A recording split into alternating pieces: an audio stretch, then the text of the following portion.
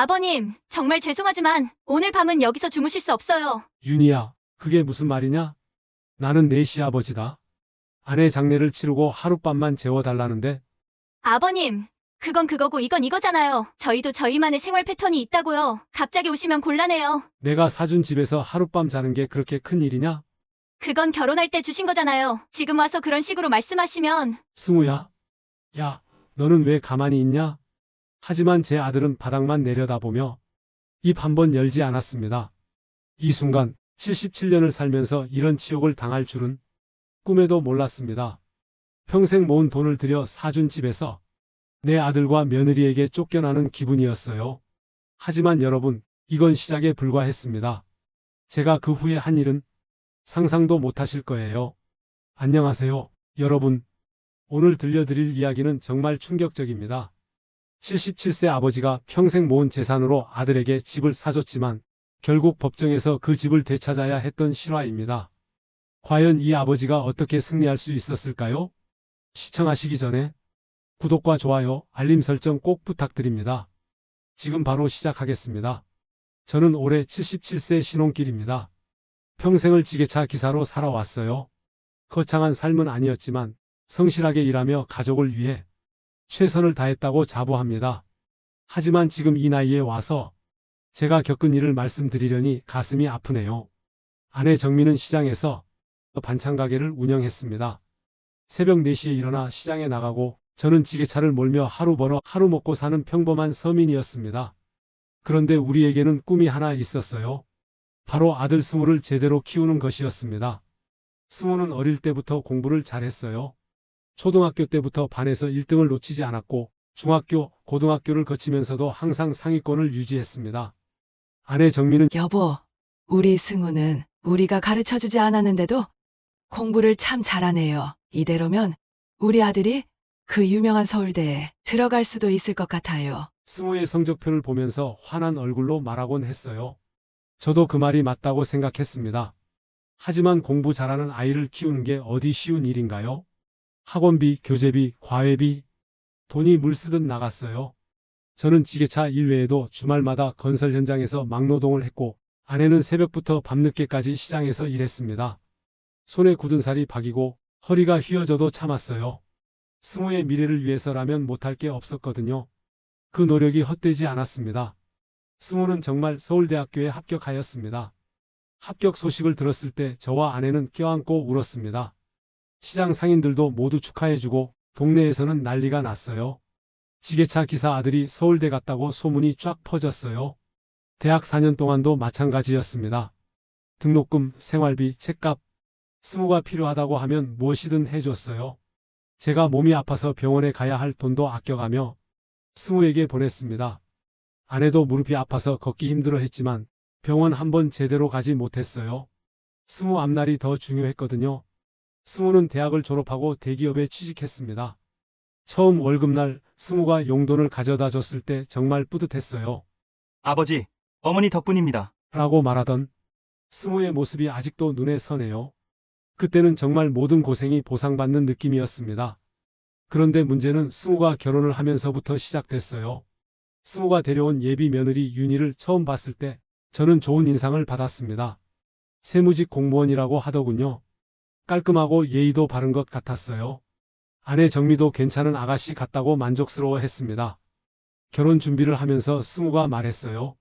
아버지, 신혼집 마련하는 게 쉽지 않네요. 전세금이 너무 비싸서. 저는 주저하지 않았습니다. 평생 모은 돈과 집을 담보로 대출을 받아서 서울에 조금 오래된 아파트를 신혼집으로 마련해 주었습니다. 7억이 넘는 큰 돈이었지만 아들의 새 출발을 위해서라면 당연한 일이라고 생각했습니다. 조건이 하나 있다고 말했어요. 나와 너희 어머니가 늙어서 몸이 불편해지면 너희가 모셔야 한다. 승우는 당연한 말씀이죠, 아버지. 라고 대답했습니다. 윤희도 고개를 끄덕였고요. 그래서 증여 계약서에 부양조건부 증여라고 명시했습니다. 결혼식은 성대하게 치렀어요. 저희가 할 수 있는 최선을 다했습니다. 하객들 앞에서 좋은 부모님을 만나 복받은 남편이라고 인사하던 윤희의 모습을 보며 정말 똑똑한 며느리를 얻었다고 생각했어요. 하지만 결혼 후 며칠이 지나지 않아 변화가 느껴지기 시작했습니다. 전화를 해도 말이 짧아지고 주말에 한번 아들이 보고 싶어서 신혼집에 들러보려고 하면 아버지, 우리 요즘 너무 바빠요. 너무 피곤해요. 라며 거리를 두려는 듯 했지만 처음에는 신혼이니까 그러려니 했습니다. 젊은 부부가 둘만의 시간을 보내고 싶어 하는 게 당연하다고 생각했거든요. 그런데 추석이 되어도 오지 않았어요.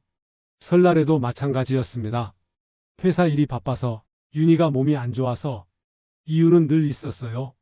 한 번은 서울에 조카 결혼식 참여차 갔다가 아들 얼굴 한번 보고 싶어 찾아갔습니다. 아파트 현관문 앞에서 초인종을 눌렀는데 윤희가 나와서 말했어요.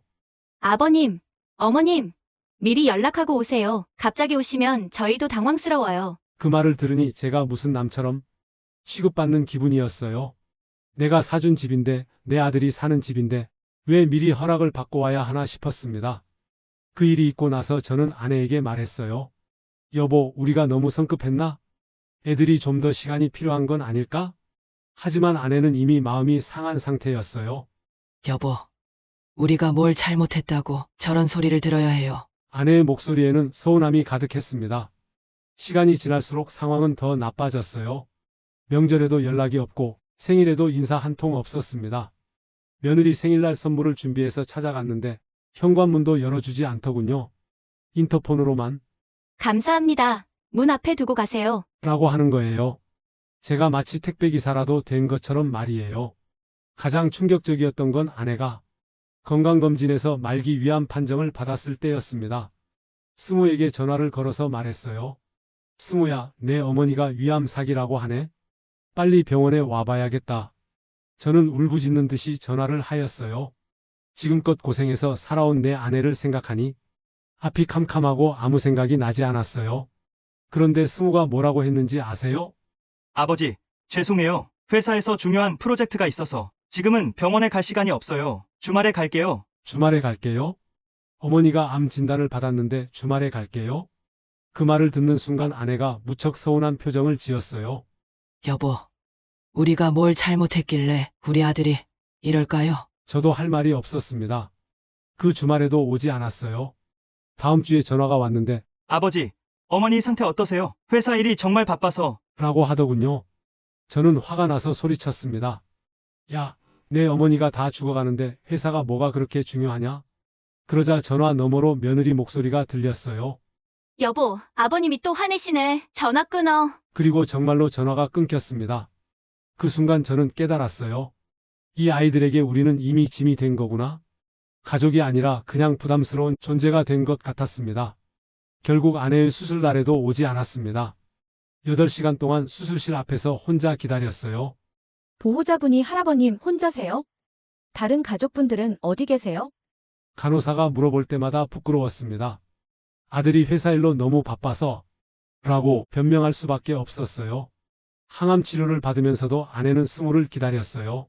승우가 언제 올까? 내가 너무 많이 아픈 모습을 보여주면 안 되긴 하지만 머리카락이 다 빠지고 몸무게가 20kg나 줄었는데도 아들 걱정만 했습니다. 제 마음이 얼마나 아팠는지 모르겠어요. 한 번은 아내가 저에게 말했어요.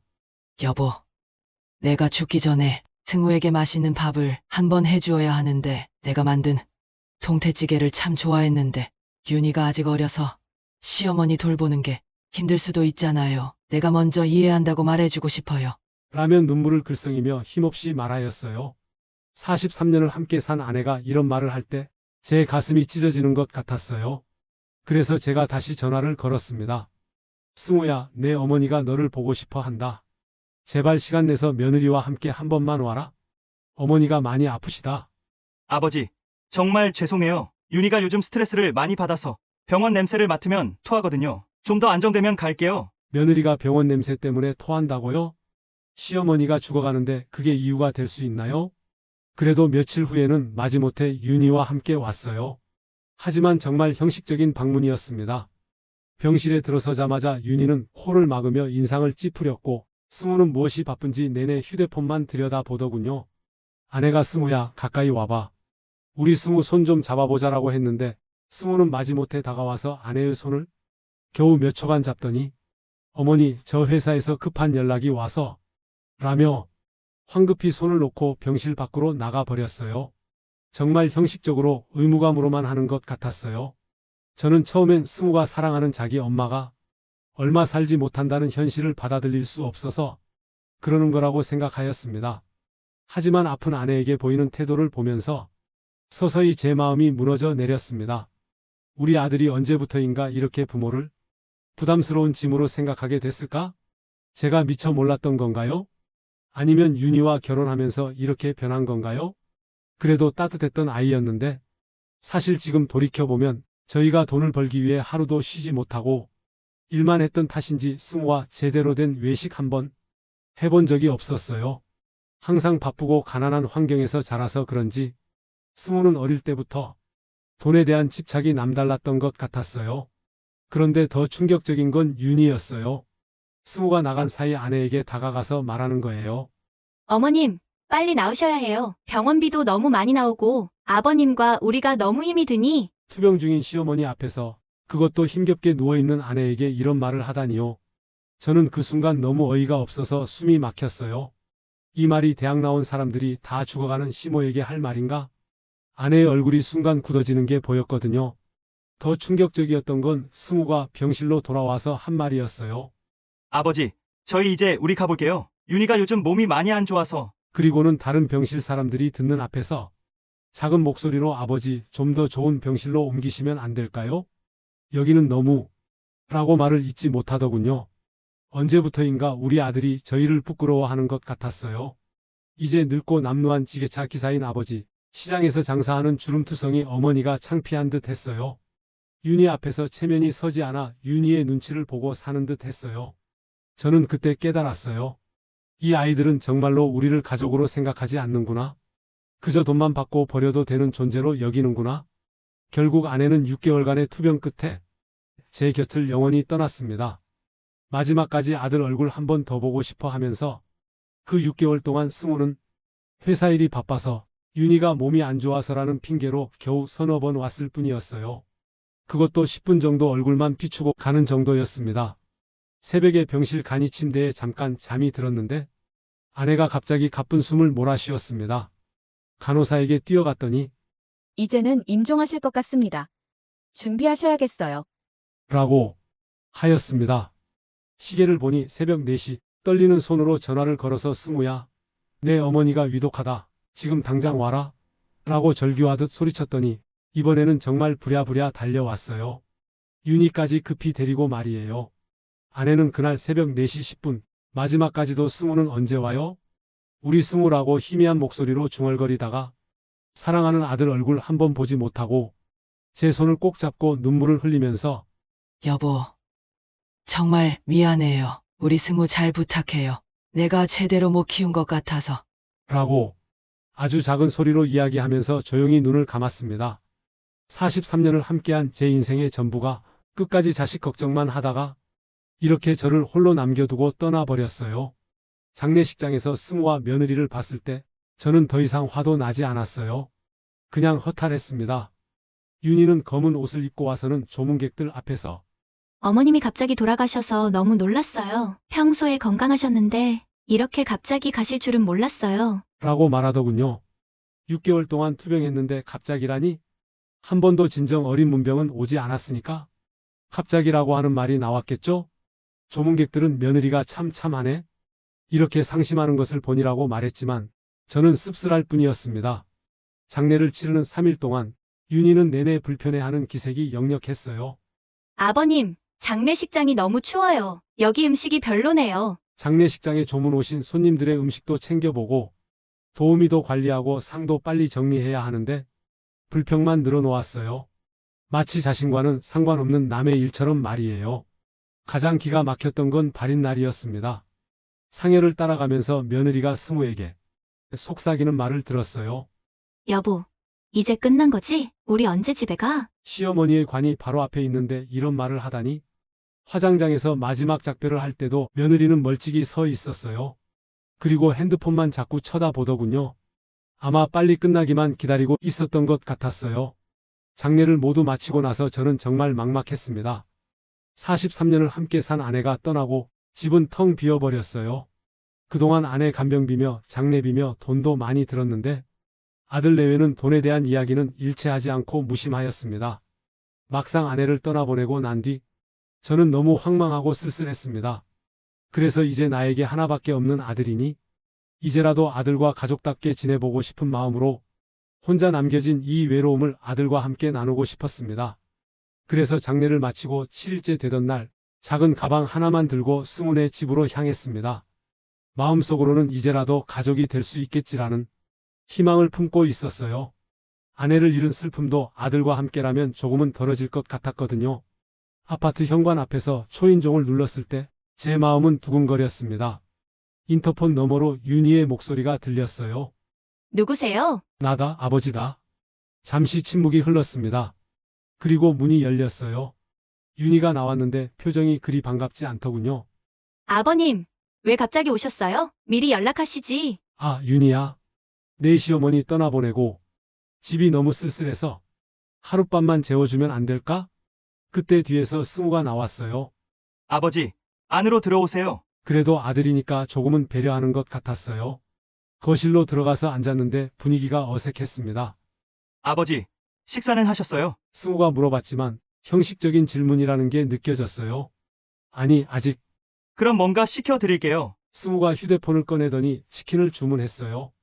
집에서 해준 밥이 아니라 치킨 배달이라니. 그래도 고마웠습니다. 치킨을 먹으면서 저는 조심스럽게 말을 꺼냈어요. 승우야, 이제 어머니도 돌아가시고 아버지 혼자 지내기가 참 쓸쓸하다. 너희와 함께 살면 안 될까? 그 말을 듣자마자 윤희의 표정이 확 굳어졌어요. 승우도 치킨을 먹던 손을 멈췄습니다. 아버지, 승우가 말을 꺼냈지만 윤희가 먼저 나섰습니다. 아버님, 저희도 저희 생활이 있어서 갑자기 함께 사는 건 좀. 윤희야, 나는 많은 걸 바라지 않는다. 그냥 작은 방 하나만, 아니면 거실 한 구석이라도. 아니에요. 이 집은 신혼집이잖아요. 저희 둘만의 공간이 필요해요. 제가 그때 말했어요. 윤희야, 이 집이 누구 돈으로 산 집인지 알고 있지? 나와 내 시어머니가 평생 모은 돈 7억으로 산 집이다. 그리고 계약서에도 명시되어 있잖니? 부양조건부 증여라고. 윤희가 버럭 소리를 질렀어요. 그러면 그때 분명히 말씀을 하셨어야지요. 이제 와서 이런 말씀을 하시는 법이 어디 있어요? 말했잖니?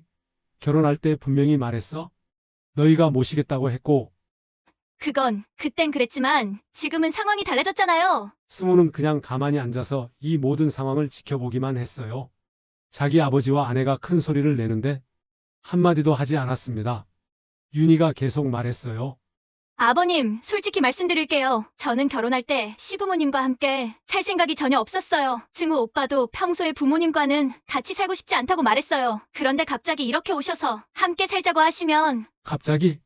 내 시어머니가 돌아가시고 나서 왔는데 갑자기라고. 어쨌든 안 돼요. 저희는 저희대로 살 거예요. 그때 제가 지금까지 참고 참았던 화가 폭발했어요. 77년을 살면서 이런 모욕을 당하다니. 제 목소리가 떨리면서 커졌어요. 그럼 이 집에서 나가. 내 돈으로 산 집에서 나가라고. 손까지 벌벌 떨렸어요. 평생 욕 한 번 안 해본 제가 그렇게 소리를 지르다니. 아내가 살아있었다면 여보, 진정해요 라고 말렸을 텐데 이제는 저를 말릴 사람도 없었어요. 아버님, 지금 협박하시는 거예요? 이 집은 이미 저희 명의로 되어 있어요. 법적으로도 저희 집이라고요. 윤희도 지지 않았어요. 법적으로? 조건부 증여라고 했잖아. 조건을 지키지 않으면 무효다. 그런 건 옛날 얘기예요. 지금은 21세기인데 누가 그런 걸 지켜요? 저는 그 순간 정말 기가 막혔어요. 옛날 얘기라고요? 21세기라서 부모 부양은 안 해도 된다고요. 며느리가 다시 말했어요. 아버님, 정말 죄송하지만 오늘 밤은 여기서 주무실 수 없어요. 윤희가 마지막으로 말했어요. 아버님, 어머니도 돌아가셨으니까 작은 원룸이라도 구하시면 오히려 자유로우실 텐데요. 서로 간섭 안 하고 편하게 지내시면 되잖아요. 그 순간 저는 깨달았어요. 아, 이 아이들은 진짜로 나를 쫓아내려고 하는구나. 7억이나 하는 집을 사준 아버지를, 평생을 희생한 아버지를 이렇게 내쫓으려고 하는구나. 좋다. 나간다. 하지만 이 집도 가져가겠다. 조건을 지키지 않았으니 증여를 취소하겠다. 윤희가 비웃으며 말했어요. 아버님, 그게 되는 줄 아세요? 이미 등기도 끝났는데 뭘 어떻게 하시려고요? 두고 봐라. 법이 있는 나라에서 이런 일이 그냥 넘어갈 줄 알아? 그렇게 말하고 저는 집을 나왔습니다. 새벽에 혼자 길거리를 걸으면서 눈물이 났어요. 77년을 살면서 이런 치욕을 당할 줄은 꿈에도 몰랐어요. 그날 밤은 근처 찜질방에서 잤습니다. 돈을 아껴야 했거든요. 앞으로 법정 싸움을 해야 할 텐데 변호사 비용도 필요하고 다음날 아침 법무사 사무실을 찾아갔습니다. 조건부 증여 해제가 정말 가능한지 알아보려고요. 법무사 사무실에 들어섰을 때 젊은 법무사가 저를 보더니 의아해 했어요. 어르신, 무슨 일로 오셨나요? 조건부 증여 해제가 가능한지 알고 싶습니다. 제가 상황을 설명하자 법무사의 표정이 진지해졌어요. 계약서를 가져오셨나요? 다행히 아내와 함께 계약서 사본을 챙겨두었거든요. 법무사가 계약서를 자세히 살펴보더니 고개를 끄덕였어요. 어르신, 충분히 승산이 있습니다. 부양조건부 증여에서 수증자가 의무를 이행하지 않으면 증여자는 해제권을 행사할 수 있어요. 하지만 증거가 중요합니다. 증거요? 그분들이 부양 의무를 다하지 않았다는 걸 명확히 증명해야 해요. 병원 기록, 통화 내역, 문자 메시지 모든 것이 증거가 될 수 있습니다. 저는 그때부터 악착같이 준비했어요. 아내의 투병 기간 동안 승우와 윤희가 병문안을 거의 오지 않았다는 병원 기록을 받았고 제가 계속 연락했지만 그들이 거부했다는 통화 내역도 모았습니다. 장례식장 조문록도 가져왔어요. 3일간 장례를 치렀는데 윤희가 얼마나 성의 없이 행동했는지 목격한 증인들도 있었거든요. 한 달 후 드디어 소장을 법원에 제출했습니다. 조건부 증여 해제 및 소유권이 전등기 말소 청구 소송이라는 긴 이름의 소송이었어요. 77세 할아버지의 마지막 반격이 시작되었습니다. 며칠 후 승우에게서 전화가 왔어요. 처음에는 당황한 목소리였어요. 아버지, 정말 소송하신 거예요? 우리가 그렇게까지 나쁜 자식들인가요? 승우야, 나쁜 자식이 아니라면 왜 내 어머니 병문안도 제대로 안 왔냐? 6개월 동안 겨우 서너 번이 전부였잖아. 그리고 너희 엄마가 병원에 있을 때도 너희들은 무관심했잖아. 내가 얼마나 가슴이 아팠는지 아냐? 내 어머니가 마지막까지 너만 기다렸는데. 그건 아버지, 정말 회사 할 일이 너무 바빠서, 그리고 윤희가 요즘 몸이 너무 안 좋아서 병원에 자주 못 갔어요. 저도 어머니한테 죄송하다는 생각은 항상 했었어요. 상황?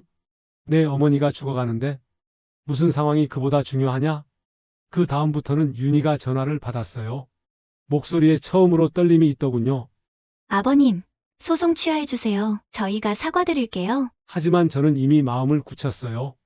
이미 늦었다. 끝까지 해보자.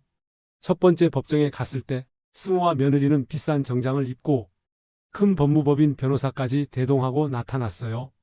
아마 77세 할아버지 혼자라서 쉽게 이길 수 있을 거라고 생각했나 봐요. 하지만 저는 철저히 준비가 되어 있었습니다. 재판장에서 상대방 변호사가 거만하게 말했어요. 원고는 이미 자발적으로 증여한 것이고 부양 의무는 도덕적 의무일 뿐 법적 강제성이 없다고 봅니다. 그때 제 법무사가 단호하게 나섰어요. 재판장님, 이것은 명백한 조건부 증여입니다. 계약서에 부모 부양을 조건으로 한다고 명시되어 있고 피고들은 이 조건을 명백히 위반했습니다. 그리고 저는 증인석에 서서 떨리는 목소리로 증언했어요. 아내의 6개월 투병 과정, 승우와 윤희의 냉정한 무관심, 장례식에서의 모욕적인 태도, 모든 것을 눈물을 참으며 담담하게 말했습니다.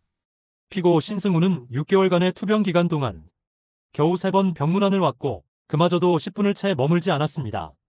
피고 김윤희는 병원 냄새 때문에 토한다며 죽어가는 시어머니의 문병을 거부했습니다. 재판장에서 우리 측 법무사가 그 말을 할 때 승우가 부끄러워서 고개를 들지 못하였습니다. 며느리는 계속 변호사와 뭔가를 급히 속삭이고 있었고요. 결정적인 순간은 두 번째 재판이었어요. 병원에서 6개월간 아내를 돌봐준 간병인이 증인으로 나왔거든요. 그분의 증언은 정말 가슴 아팠어요.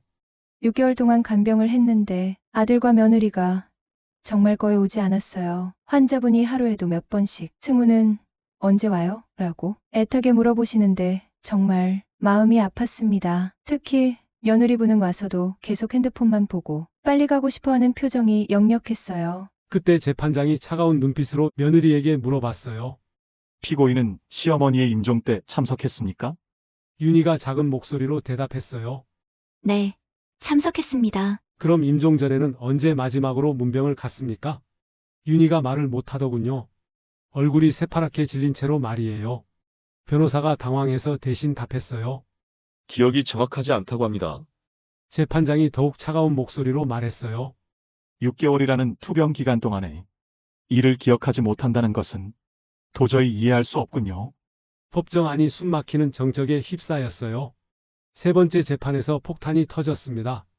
승우가 직장 동료들에게 보낸 카카오톡 메시지가 증거로 제출된 거였어요. 양심적인 동료가 제보해 준 거였어요. 우리 아버지가 엄마랑 함께 살자고 하는데 진짜 부담됨. 윤희가 스트레스 왕창 받아서 못 견디겠다고 함. 빨리 요양원이나 찾아드려야겠음. 집에서 계속 계시면 우리 생활이 불가능해. 그 메시지가 법정에서 읽혀졌을 때 방청석에서 작은 한숨 소리가 들렸어요. 승우의 얼굴은 새파래졌고 며느리는 아예 뒤돌아 앉아서 고개를 숙여버렸어요. 재판장이 날카롭게 물어봤어요. 피고 신승우, 이 메시지가 맞습니까? 그건 일시적 감정적인 표현이었고 그냥 하소연한 것이었는데. 평생 희생하신 부모님을 요양원에 보내려 했다는 말입니까? 승우가 더 이상 대답하지 못했어요. 목이 메어서 말이 안 나오는 것 같았어요. 드디어 마지막 재판날이 왔습니다. 재판장이 엄숙하게 판결을 선고했어요. 피고들은 조건부 증여의 핵심 조건인 부양 의무를 명백히 위반했으므로 원고의 증여 해제권 행사는 정당하다. 따라서 원고의 청구를 인용한다. 그 순간 며느리가 눈물을 흘리며 저에게 매달렸어요. 아버님, 제발 용서해 주세요. 저희가 정말 잘못했어요. 다시 기회를 주세요. 이미 늦었어. 제가 냉정하게 말했어요. 법이 판단한 일이야. 이제 내 집을 비워줘야겠다. 법원을 나오는데 승우가 울먹이며 따라와서 말했어요. 아버지, 정말 죄송해요. 저희가 너무 잘못했어요. 어머니한테도 죄송하고 다시 기회를 주시면 안 될까요? 저는 승우를 쳐다봤어요. 제가 피땀 흘려 키운 아들, 서울대까지 보낸 자랑스러운 아들이었지만 이제는 완전히 남처럼 느껴졌어요. 승우야, 기회는 내 어머니가 살아계실 때 줬어야 했다. 이제는 정말 늦었어? 한 달 후 아들 승우와 며느리는 그 7억짜리 집에서 쫓겨나듯 나갔습니다. 제가 평생 모은 피와 땀의 결정체인 그 집이 다시 제 품으로 돌아왔습니다. 지금 저는 그 넓은 집에서 혼자 살고 있어요. 때로는 쓸쓸하지만 절대 후회하지 않습니다. 제 존엄을 지켰으니까요. 가끔 승우에게서 연락이 와요. 아버지 안녕하십니까? 라고 정중하게 마치 남에게 하듯 인사하더군요. 저도 잘 지내라라고 짧게 대답할 뿐입니다. 윤희는 전화를 바꿔받지도 않아요. 아마 제 목소리만 들어도 불편해하는 것 같더군요. 한 번은 승우가 아버님, 윤희가 인사드린다고 하네요 라고 말하길래 기다렸는데 결국 전화를 바꿔주지 않았어요. 그때 새삼 깨달았습니다. 이제 우리는 정말로 남이 되었다는 사실을. 저는 77년을 살면서 아주 늦게 뼈아픈 교훈을 얻었어요. 그리고 부모님들도 기억하세요. 때로는 단호해질 줄 알아야 해요. 무조건적인 희생만이 사랑이 아닙니다. 저처럼 평생 자식 뒷바라지하고 때늦은 후회를 하시지 않기를 바라봅니다. 오늘 저의 긴 이야기를 끝까지 들어주신 모든 분들께 진심으로 감사드립니다. 구독과 좋아요, 알림 설정으로 응원해 주시면 더 많은 분들이 이런 의미 있는 이야기를 들을 수 있을 거예요. 저는 지금 아내가 생전에 정성스럽게 가꾸던 화분들을 돌보며 하루하루를 보내고 있습니다. 하늘나라에 있는 내 아내도 가끔은 여보, 왜 그랬어? 우리 승우를. 하면서 슬퍼할 수도 있겠지만 결국엔 여보 정말 잘했어요. 고생하셨어요 라고 말해줄 것 같아요. 하지만 가끔은 이런 생각이 들기도 해요. 아무리 서운하고 배신감이 들었다고 해도 그래도 제가 낳고 키운 혈육인데 완전히 인연을 끊어버린 게 정말 옳은 일이었을까 하는 마음이 들 때가 있습니다. 여러분은 어떻게 생각하시나요? 제가 한 선택이 정말 옳았다고 보시는지 아니면 그래도 가족이니까 좀 더 관대했어야 했던 건 아닌지 솔직히 궁금합니다. 댓글로 여러분의 진솔한 의견을 들려주세요. 긴 시간 들어주셔서 정말 감사합니다. 감사합니다.